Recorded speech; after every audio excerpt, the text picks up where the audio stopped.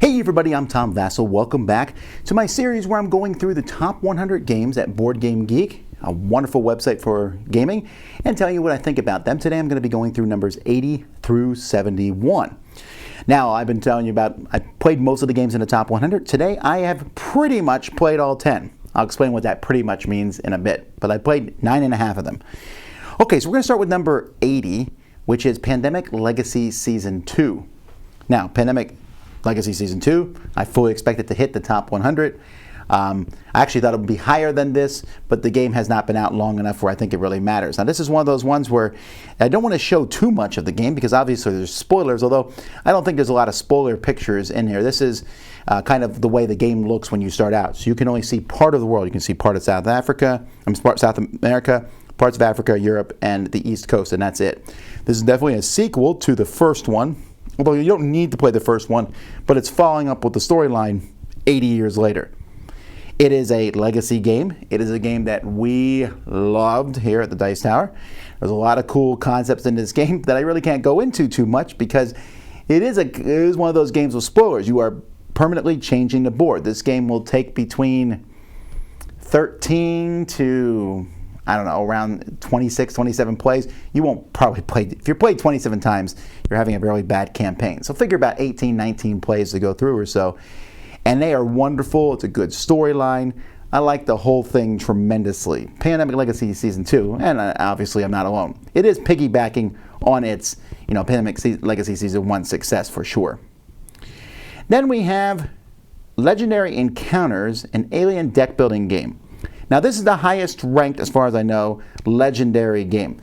First, they came out with Marvel Legendary, and then they came out with a zillion expansions for Marvel Legendary, and then they are now doing themed games. But Legendary Encounters is a slightly different tack than Legendary. So when you're buying new games, you're like, oh, like Buffy the Vampire Slayer, I think that's Legendary. It's just like Marvel Legendary, but with different characters. Legendary Encounters is a little bit different. There's another set of cards at the top. Let me see if I can find the whole board for you here. In Legendary Aliens, for example, you have aliens that are climbing through the ceiling possibly. Yeah, you can see this top area here where there's a med lab and a power station. That sort of thing was, oh no, I'm sorry, that's they're climbing through, but they're face down. In the original game, they were running across the city. And here, and then there's a combat zone and operations, and then you can get infected with an alien, which is a really bad thing. I like this game. I didn't dislike it. I don't like it nearly as much as Marvel Legendary, but there's a couple reasons for my personal not liking it as much. I don't like aliens. I don't like the movies. I find them gross and disgusting, and that's not my theme. And I like the simplicity of Marvel Legendary better than this game. So while there's a lot of cool things in this game, and, well, except for the setup or putting the box together, but the artwork for the most part was pretty good. And if you liked any of the characters or any of the scenes from any of the 3 Aliens movies, it was in this box. They made an expansion, but there was a ton in the box itself. You can play through the plot line of any of the movies, and this is more critically acclaimed than Marvel Legendary. It might be a better game. I like the other one better, but a lot of people like this one. Number 78 is one of my favorite games, and that is Arcadia Quest. Arcadia Quest is a game that I remember the first time I saw it, I was like, oh, okay, it's like Super Dungeon Explorer. It has these chibi figures. I didn't even know what chibi meant until a few years before that, where there were like figures where the heads are a good third of or half of their body, like it shows in this picture here. But what really brought Arcadia Quest to life was when I played through it, and I was like, okay, you're fighting monsters, great.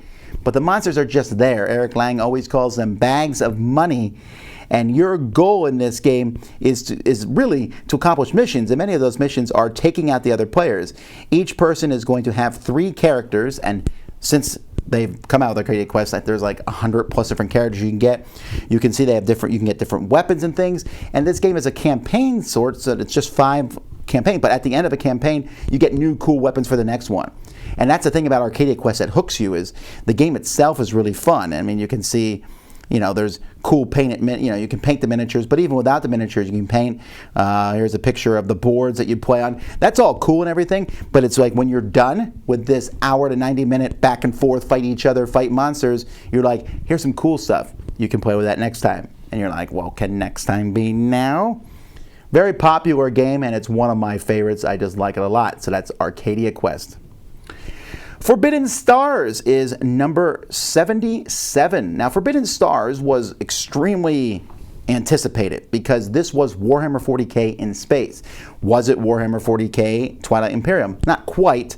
There's a lot of pieces in this game. There's a lot going on. And this is, in a sense, the spiritual successor to StarCraft. Sorry, I don't know why that was slipping my mind there. It came with miniatures. It came with a board. You can see the miniatures. There's 4 very different factions. A little bit of, I want to increase the tech on my different ships. Very asymmetrical. The game plays really well with 2 through 4. 4's long, obviously, but there's a lot of cool back and forth, and now the game's gone. I don't know how long this game will stay in the top 100 because of the divergence between Games Workshop and Fantasy Flight. Are we going to see more of this game? I don't know. But between the beautiful miniatures that are in the game, between the very stark differences between the Eldar, the Space Marines, the Orcs, and the Chaos, there's a lot. I just wish there was more. We would hope for more factions and things. But even without that, it's still a very well put together game. That's Forbidden Stars. Number 76 is Resistance Avalon. Now, I haven't really looked at this list too hard. I don't remember if Resistance is higher on the list or not. Resistance Avalon was a follow-up to the Resistance. Now, the Resistance, I hold responsible, in a good and bad way, for this recent resurgence of just all these social deduction games. Like Werewolf has been around for a long time, or Mafia. But this game in particular, Resistance, showed that you could play these games and people weren't eliminated and gave you more of a framework to build on. Resistance Avalon took the same game, stuck it in King Arthur and his Knights Court, and added in Merlin. Now you say, what? It added in 1 character. And this Merlin character, and we'll focus up on Merlin here a little bit. The Merlin character knows who the bad guys are, and at the end of the game, if the bad guys are found out, then they can quick guess who Merlin is. So Merlin has to play kind of helping the good guys, but not being too obvious about it. And while this is a little bit of a variation on the Seer, it worked really well to the point where this has been copied in many, many other social deduction games. This is the main big change between Resistance Avalon and Resistance, and I like it. Some people don't, but I would say the majority of people seem to, again, noticing how high it is on this list. Number 75, remember I said that I played almost all the games, kind of, sort of? Well, that's the way this one is. Game of Thrones, the board game, 2nd edition. I played Game of Thrones, the board game, the original one. They didn't make a ton of changes. They basically just did things to kind of focus up on, and the component quality is way better. You see these little plastic pieces here. The whole game just looks fantastic. Now, with Game of Thrones being as popular as it is right now, except 2018, no videos for you, or no new episodes, but this game took diplomacy, very popular game, people going back and forth on diplomacy, and kind of just brought this, hey, we're going to go after each other. We're going to attack each other in a framework.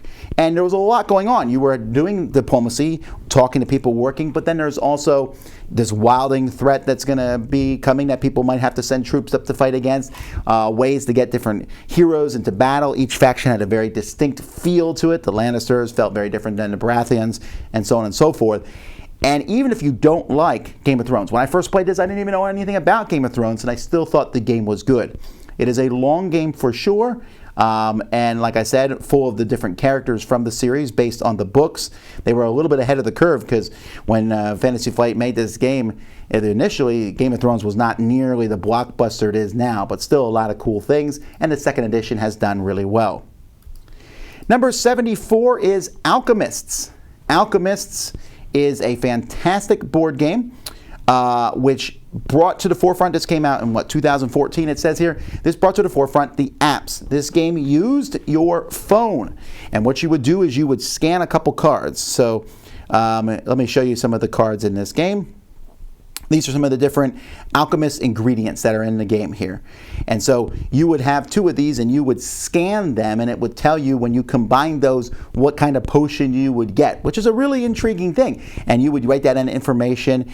And the whole game itself was based on a worker placement game. The game itself is pretty big and grandiose. So when we look at this board, there's lots of spots to put workers, and you're trying to get points, you're trying to get the publishing. But the whole game itself is based, let me see if we can find it here, on this sheet that you had behind your board where you are keeping track of all the combinations that these different ingredients would have and what kind of potion they would give you, helping you figure out as the game goes by what's the best potions to make. So there's a deduction element to it, there's a cool technological aspect to it, and overall the whole game came together. A little heavier than I think a lot of people are used to. I don't play it as much now because there's a lot that goes into the game, and if I want to play deduction games, sometimes I just want to play a quick, more simplified one, but this had all the right pieces.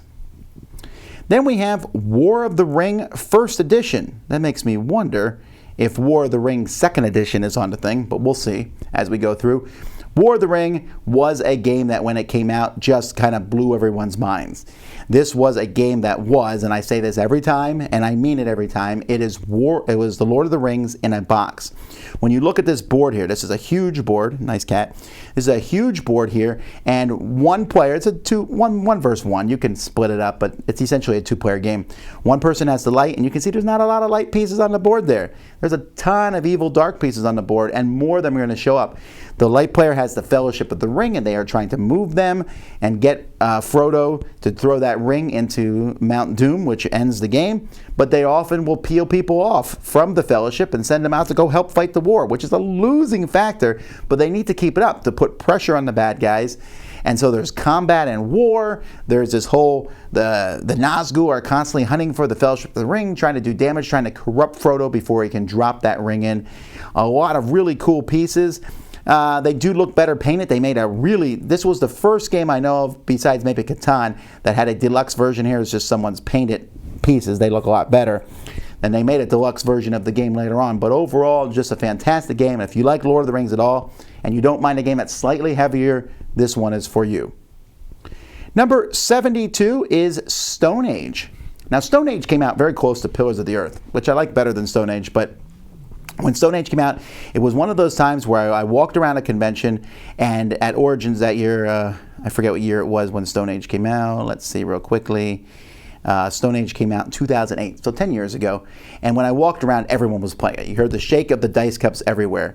And so you look at this board here, and it looks fairly simple. And you were going to be placing workers in different areas and then rolling dice equal to the number of workers you sent there, adding the pips together, and then dividing by a certain number. That's how many resources you get of gold, stone, brick, or wood. You then use those to build huts down at the bottom or to buy these cards, which can give you points. And meanwhile, trying to advance on the food track, and the love hut down here, get tools. It's a very simple game, but offers a lot of cool choices, and is one of those games when you play it, you're like, this is Spiel des Jahres material. I don't think it won a Spiel des Jahres, but it should have, because it's just that kind of game. And obviously has lasted long enough that people are still talking about it a long time from now, from when it came out. And finally, the last one for today is Kemet. Kemet, number 71 on the list. Kemet is a fantastic game. I can't say enough good things about it. Definitely in my top 10. I'm glad to see that a lot of people agree with me on it. The board for Kemet is this Egyptian board here. We'll take a closer look at this one. In this, you can see each person has their own region. They're going to be fighting over it, sending armies out to fight other people. Okay, we've seen that before. There's a lot of other games about that. But what makes this game just, absolutely cool and neat is the fact that there are technology trees involved in this. Here we go. All these tiles are included in the game. So when we look at all these different tiles, each of these tiles, and there's attack, that's the red ones here, the blue ones are defensive, the white ones are defensive, or I forget which color's which. But when you buy these tiles, you get a special ability that no one else has, and you can get really cool ones. You'll notice there's these big giant creatures to some of them. You can get that creature who then helps you in battle. The game promotes attacking other players. It promotes holding areas. It promotes increasing in tech. It has really fantastic miniatures and a cool Egyptian mythological theme. There's a lot of Egyptian games. This one takes and has the Sphinx and has a giant snake and a huge scorpion. That sort of thing is really cool. And so I like Kemet a lot, and obviously so do a lot of other folks.